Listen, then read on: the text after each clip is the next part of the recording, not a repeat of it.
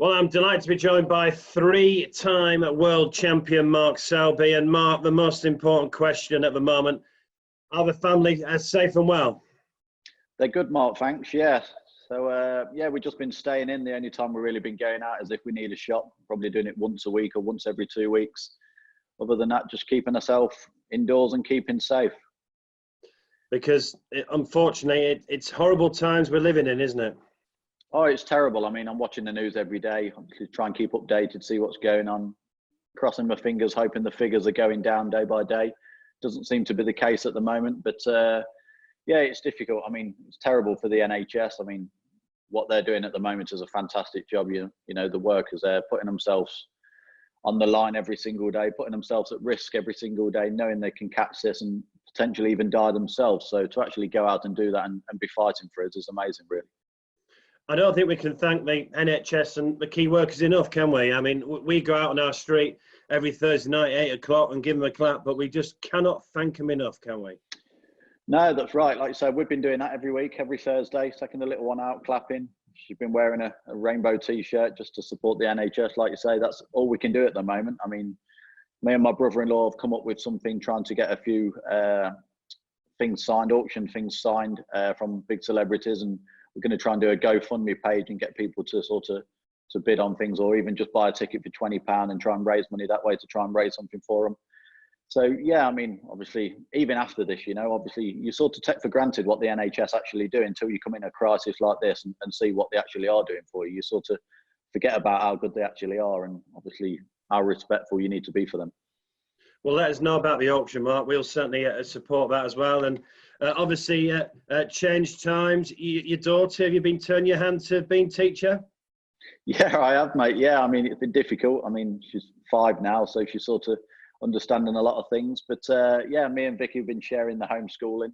So by the time we come out of this lockdown, whenever it will be, I'll probably be a qualified teacher as well as a professional snooker player. So it's been tough, but also at the same time been enjoyable because, as you know, being a snooker player, we're traveling away from home quite a lot. So it's nice to actually be at home with the family and spend a bit of time. Obviously, I'd like the circumstances to be different and be spending time at home, but it's just the way it is at the moment. You mentioned, obviously, how difficult it is and the amazing job the NHS are doing. And obviously, it's very difficult times. But I suppose as a snooker player, there's a bit of light at the end of the tunnel. The announcement last week that fingers crossed, whether it's with a crowd, a reduced crowd, or without a crowd, but we've got a date for a rearranged World Championship starting on the 31st of July. Yeah, as you say, I mean, it's still up in the air at the moment. We've got a scheduled date, which is fantastic. I'm fortunate enough to have a table at home, so it's something I can practice and strive for. As I say, fingers crossed that goes ahead. If it does, for me, it'll probably still be behind closed doors, which will be rightly so. But for snooker players alone, I think if they had a choice of playing behind closed doors or not playing it at all, I think they'd be choosing definitely behind closed doors. So, yeah, I'm looking forward to it. If it does go ahead, if it doesn't, obviously people's health are the most important thing at this moment in time. As Barry Hearn has said, he'll follow all government guidelines. So if you are playing at the end of July, and fingers crossed you are, it'll only be appropriate, won't it? He's clearly following the government guidelines and getting the advice. Of course, yeah. Like you say, I mean, obviously we've got to listen to them, you know. So as it stands at the moment, you say July the 31st, it's scheduled for, and we've got the venue. But that's all down to the government. If they say we can't play it, and then we'll have to just sit and wait and try and rearrange it again if possible. If not, probably cancel it and just wait until next year. But like I say, there's a lot of worse things going on in the world at the moment, so we need to concentrate on that first. There's hope that you play with a crowd, possibly. We're only speculating on that. But what do you think the Crucible will be like behind closed doors then? Well, it'll be very, very different, you know, because I mean, obviously it's the pinnacle of our sport. It's a tournament everyone wants to win. As a snooker player growing up, everyone wants to become world champion. And it's definitely it's not the biggest venue we're playing as far as capacity, but it's definitely the best. I mean, the atmosphere in there when it is a full crowd is the best venue I've ever played in, especially when it's a one-table setup. So it would definitely be very different. But I'm sure, obviously, your motivation will still be there because dangling that carrot of world champion playing in that tournament will still keep you focused and still obviously make you trying hard to win without even trying to impress the crowd. Have you picked up your cue a bit more then, since you've heard that, you know, you're playing, possibly playing at the end of July? Because I know what you snooker players are like. You live by the calendar, don't you? Yeah, we do. And to be fair, the last few days I've started playing just a few hours a day just to sort of slowly get back into it. As you say, before this announcement on the 31st of July, didn't really know when the next tournament was coming around. So I'm not one of them people where I could just play every day and just go through the motions and not have no goal to sort of prepare for. So I hadn't played up until, like I say, the last few days. Now with this announcement with the World Championship, July the 31st, whether it goes ahead or not, I still need to be practicing just in case the government say we can play, whether it's behind closed doors or not. So yeah, the last few days I've started to play. It's been difficult. Feel like I've never picked up the cue in my life because it's been that long since I've hit a ball, but I'm slowly getting back into it. If it is on at the end of July, when would you look to crank it up then, Mark? Possibly at the start of July, you know, just slowly wean yourself in, not put hours and hours in, because you don't want to burn yourself out before the tournament starts and feel as though you've put all your good play out the window before the World Championship comes around. So normally, I mean, if the season was still ticking along as normal, I'd probably crank it up probably 2 weeks before, probably really knuckle down and give myself a good chance. So I won't do any different. The only difference is, as far as match practice goes, you've got nobody to practice with to see where your game's at before you go into the World Championships, because you're just practicing on your own. Let's rewind the clock to happier times. You mentioned a Crucible. I mean, the capacity is just under 1,000. It was never designed for a world snooker tournament, but it's just something that just makes it special. Even when you walk near the Crucible, and obviously I've never even played, there's just something about the place, isn't it? Yeah, I mean, it's just, I mean, obviously the Sheffield people are fantastic as well. I mean, it's part of the city as well now. I mean, obviously it's something even the people who live in Sheffield look forward to every year. You know, it's always around a similar date, starting in April, finishes on the bank holiday weekend in May. And yeah, I mean, like you said, the Crucible is like fantastic. It's got so much history there. And as a player growing up, when you're watching the World Championships, myself, 36 years old, watching the first World Championships, was always back at the Crucible, so you never know any other venue. So that's why it sticks in your mind, and it's so special to everyone playing. And when you were playing as a little lad, did you ever think you would win the World Championship? Well, I mean, you always believe to yourself. You always think you're going to become world champion one day. When you're 8, 9 years old, practicing on that table, you're telling yourself, right, you're sort of talking yourself through, right, I'm Mark Selby and I'm playing against Jimmy White, or you're playing against Stephen Hendry, telling yourself you're going to become world champion. But that's all you can do until you actually finally be able to do it. So I suppose if you think you're good enough, you have to believe you're going to be world champion one day, else it's pointless playing. Whether you do or not is a different thing. I mean, it's definitely the hardest tournament to ever win over the 2 weeks, that's for sure. So when you were 8 or 9, were you Stephen Hendry or Jimmy White? Well, as far as viewing, for just watching all the flair, I used to love watching Jimmy White playing his banana shots, and every time he'd won the frame, playing all the flair shots, a little bit like Judd Trump today. But as far as just an out-and-out snook playing will to win and records and stuff, it was Stephen Hendry. I used to watch him and just think he was unbelievable. Every single tournament, just winning time and time again, and never used to lose the hunger, you know. I mean, obviously winning all them tournaments, he could have retired a lot earlier than what he did, because he'd achieved everything in the game more than once. But he wanted to do it all again, and that's something I really inspired me in watching Stephen Hendry. I mean, you've won 3 world titles, which is phenomenal as well. Would you put Hendry up there as the greatest ever player? It's difficult to say. I mean, he's definitely obviously in the top 2. But just looking at today's standard, I think today's standard is as hard as it's ever been, not just because I'm playing in today's standard. I just think there's people like outside the top 32 who are challenging, getting to semi-finals, getting to finals of tournaments. And you've got no easy matches no more. I mean, every first round game, you're looking at top players. Sometimes the seeds are going out in these home nations. It's an open draw. A lot of players are losing to the lower ranked players. And it's no shocks anymore. But even for the media, they don't see it as a shock because the standard's so tough. And you look at somebody like O'Sullivan, still playing at the top of the game, 43 years old, still winning tournaments in this level and doing it for that long. I'd have to put him as the greatest ever for me. I know people go on records, but eras change as well. So obviously Hendry would definitely be up there, but for me, it'd have to be O'Sullivan followed by Hendry. Did that make your first World Championship win more special then? Because you beat Ronnie O'Sullivan in 2014?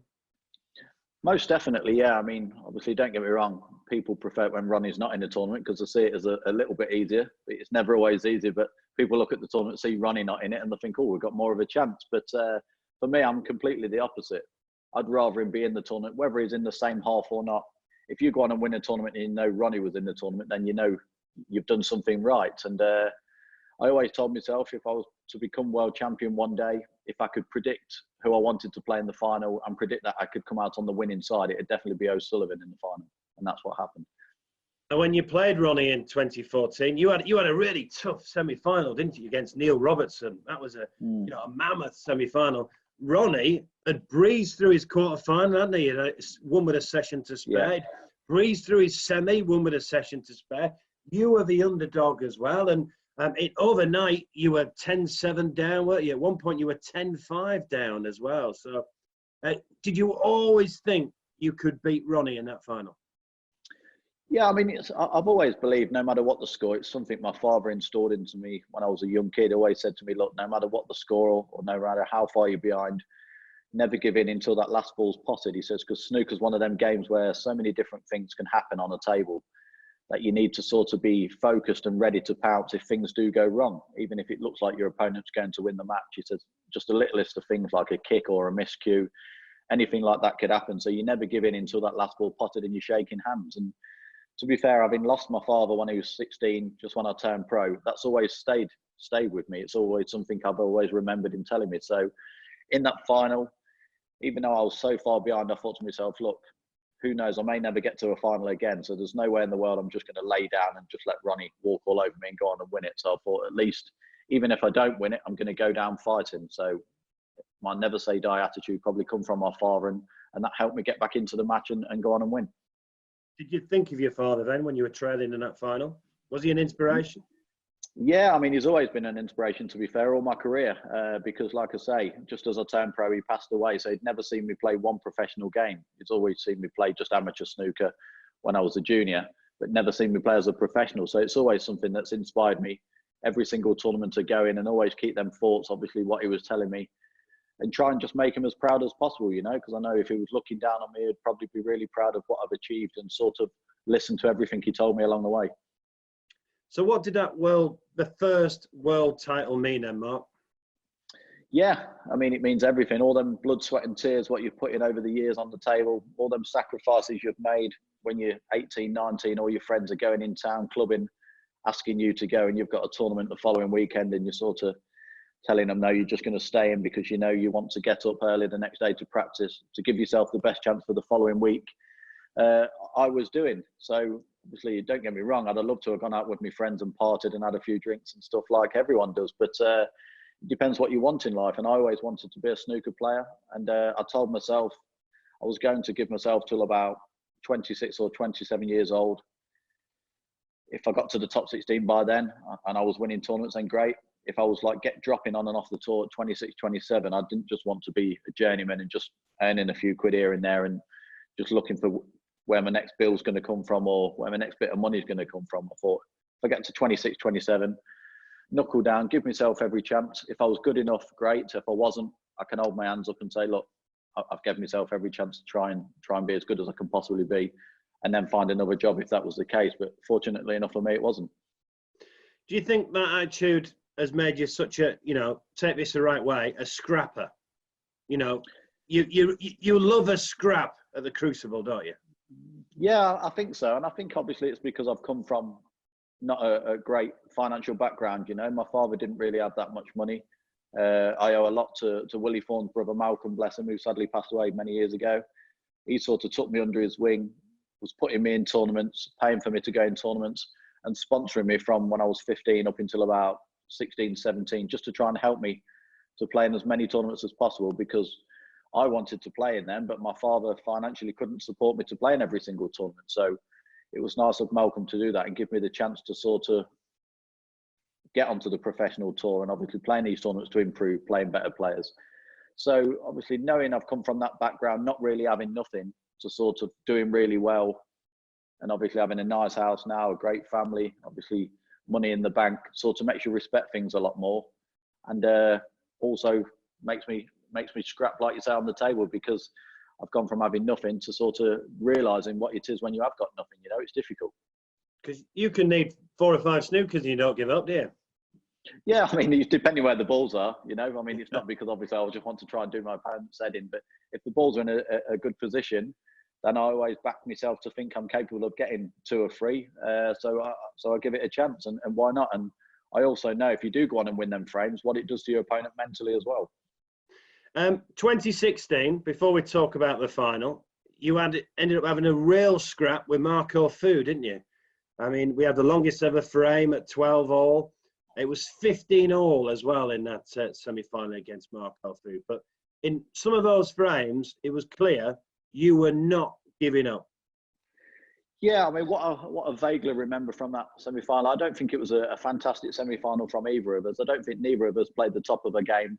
Quite a few frames were scrappy, as you say, one of them being a really long frame. And every frame was just nip and tuck. It seemed to go either way. I think I sort of played my best snooker in that semi-final towards the end. I think the last session, when you need to, really. And Marco's a fantastic player, you know, obviously been to the semi-final before, so I knew it was going to be tough, as it always is at the Crucible, no matter who you play. So yeah, it was difficult. It took a lot out of me going into the final, but obviously when you get to the final, after coming through a battle like that, you sort of feel like you're free rolling. You've got nothing to lose because you've not played a fantastic game. You've still won. Now you're in the final. You've got another chance to sort of play better. It was a great final against Ding, and you got off to a great start. You were 6-0 up in that final against Ding.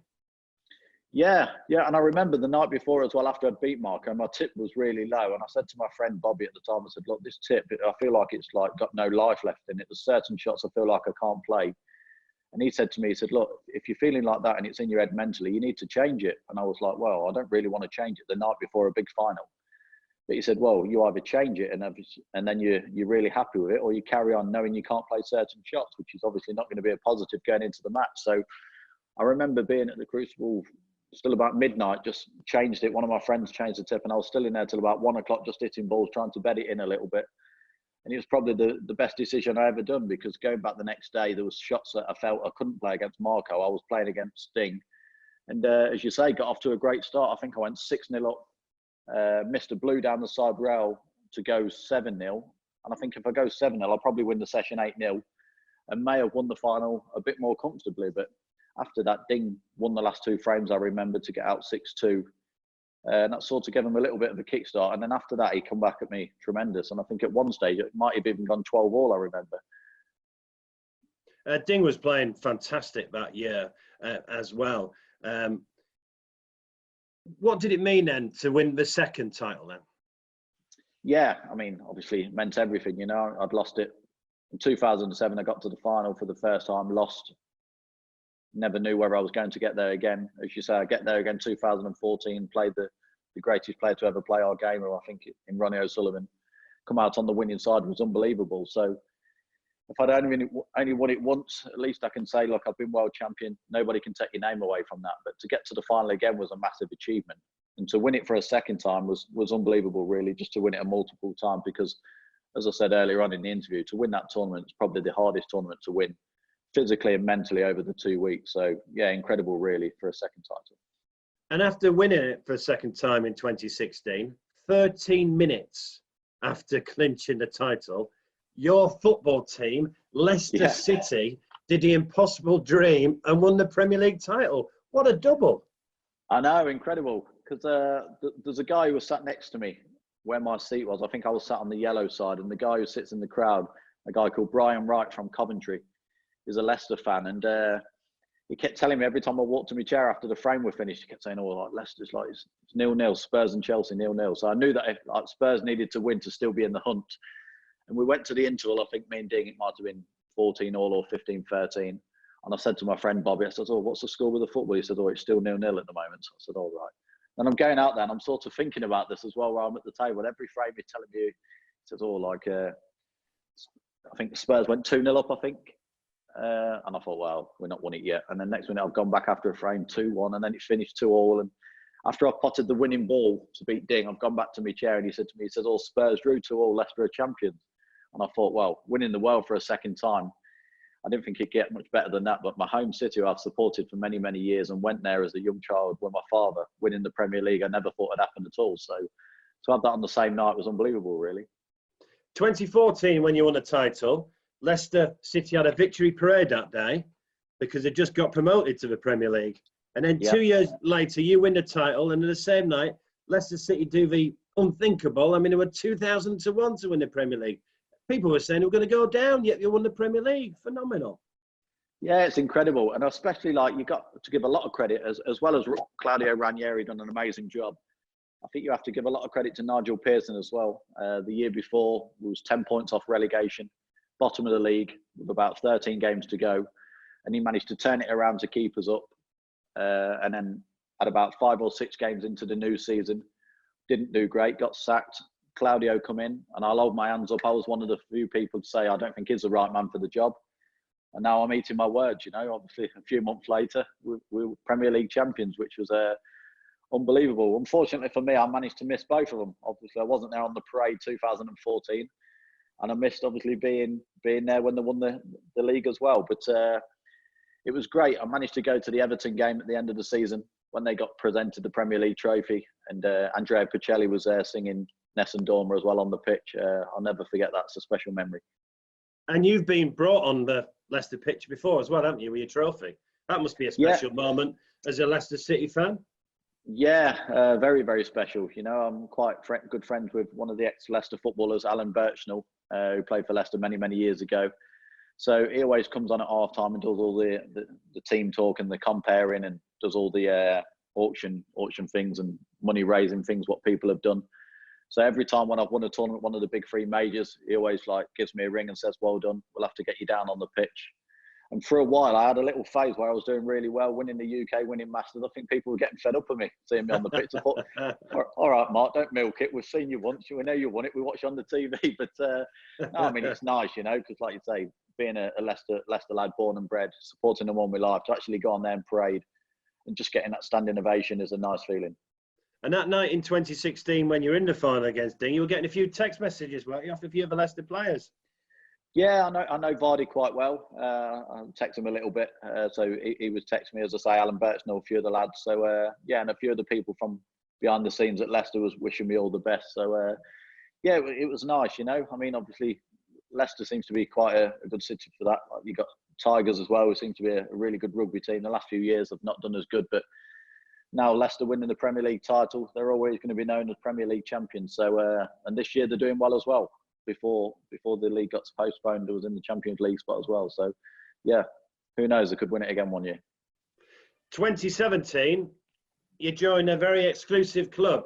You retained the title. Now, obviously, becoming world champions, fantastic. Win it for the second time. Now, I don't think people realise how tough it is to retain the Snooker World Championship. Yeah, very, very tough. And to be fair, winning it for the first time is probably nearly as special, I think, as winning it for the first, because going there to try and retain it, it was the 40-year anniversary of the World Championships. Obviously, you guys and all the BBC crew and World Snooker put a fantastic tribute on in the arena the night before, or the day before we was starting the tournament. So I got called out as defending champion, which was a great feeling with all the previous world champions there in the arena, and managed to put the trophy on the plinth. And obviously done your interview and sort of, it makes your hair stand up on the back of your neck just seeing all them greats, Cliff Forbans, Hendry, all the past, Ray Reard, and everyone who's won it before. And to go there and try and defend it on the 40th anniversary was a fantastic achievement. And like you say, to win it again for the third time was unbelievable. I mean, just winning it once, I'd have been happy if I'd have took that to my grave, just winning it once. But to win it 3 times and still feel as I'm competing at the moment and still have chances to win it more is a great feeling. And it was 10 years on since playing in your first final, and against John Higgins as well. So, and you did a job on John this time. Yeah, I mean, you can't write it, can you? I remember, obviously, the first time I qualified, 2005. I played. Who did I play for 2005? Very first time I qualified. I think I played John Higgins very first time I qualified. I played him 2 years on the trot, 2005, 2006, I think. And I beat him once and he beat me once. In 2007, I'd gone there again as a qualifier. Played Stephen Lee, come through, played John in the final. Obviously got blown away by John, to be fair, played poor in the first day, and he thoroughly deserved to win. And then, as you say, 10 years on, sort of having them memories again and playing John, sort of all the flashbacks of that 2007 seemed to come back. And I thought, well, obviously you beat me then. Not so much rivalry, because 10 years is a long while, but I thought playing another all-time great in a final is fantastic, you know. And John had already won it 4 times before, lost in a few finals. So he was looking at equaling O'Sullivan's record. I wanted to be there as like being out there on my own, winning 3. Obviously, it's not now because Mark Williams has won it 3 as well. But I had something to strive for, as winning it again for the 3rd time, being out there on my own. He wanted to equal Ronnie. So there was a lot at stake, and also it being the 40th anniversary as well. So obviously we was both battling hard to win it. And I was lucky enough to come out on the winning side and sort of play a good last session again, because I was playing catch up as well after the first day, same as the O'Sullivan final. I was about to say, you don't make it easy for yourselves, do you? Because on that Sunday, you were 10-4 down at one point. You managed to get back to 10-7, but like you said, on the Monday, you were a different player again. Yeah, and I think that's what happens with the Crucible, you know. I mean, because it's such a long tournament. I mean, apart from the final against Sting, all the other finals I've been in, I've always had a bad start on the first day. 2007, I was 12-4 down after the first day. 2014 against Ronnie, I was well behind. Ding, I had a good day, I was in front. And then Higgins, I was well behind again. And I think that's down to just the tournament, how tough it is. Because, I mean, every semi-final I've played, I've always got into the first day of the final thinking, right, if I get there again, I'll prepare different and do things different so I don't feel that physically and mentally drained. But I don't think you can prepare any different, you know. I've done exactly everything different, played well, but it's just the way the game goes. And against Robertson, I had a tough game in the semis, hence why I was physically fatigued the next day. Against Murphy, 2007, tough game in the semis. Marco Fu, tough game. So, I mean, obviously, that's why it's so difficult to win. And it separates, obviously, the big players to the others, you know, because mentally and physically, you have to be in a great frame of mind. And if you're not going to win that tournament. And unfortunately, the Crucible's not been kind to you the last couple of years. 2018 first round and last year second round. Yeah. I mean, it's tough. I mean, it makes you appreciate, obviously, the times when you do well and you do go on and get to a final or semi-final there. Because, like you say, at any stage, you can also lose first round. And it's not because you're not playing terrible. And it's just the people who you're playing now who's coming through are tough draws. I mean, you've got people like, at the time, Ali Carter was out the 16. Ryan Day was out the 16. I mean, they're potential players. They're top 16 players in my eyes. And if you're playing them first round, it's basically a top 16 match. And they've come through the qualifying round having 3 matches under their belt. Confidence is high. And the last 2 seasons, my seasons have not been great in general anyway. So going into the Crucible, I wasn't as confident as I was the few years before when I did go on and have a good run. But clearly speaking to you, Mark, you're not going anywhere. You're hungry as ever to add to those 3 world titles. Yeah, of course. I mean, you know, I still love my snooker as much now as I did when I first started out. So as long as that carries on, obviously I'll still be working as hard as ever. The biggest thing for me is the enjoyment. Even if you're competing at the top of the game, but you're not enjoying it, that'd be the time for me to probably put my cue away. But why I'm enjoying it, still competing, still staying positive, knowing I've got chances of winning tournaments, any tournament to play in, I'm still going to be working hard and giving myself the best chance. So we're going to see you at Crucible for many, many more years to come. Well, I hope so, mate. As long as I stay healthy. I mean, you look at O'Sullivan and Higgins, 43 years old, still playing at the top of their game, still enjoying it. So health is the most important thing. And as long as I'm healthy, there's no reason why I can't. Well, Mark, we really appreciate you giving up your time. And we're going to let you go back to either practice or homeschooling. What's it going to be today? I think it's homeschooling for a little bit, mate, I think, and then probably get a few hours in later on. So, no, it's been great, mate. Really nice talking to you and great seeing you again, and stay safe.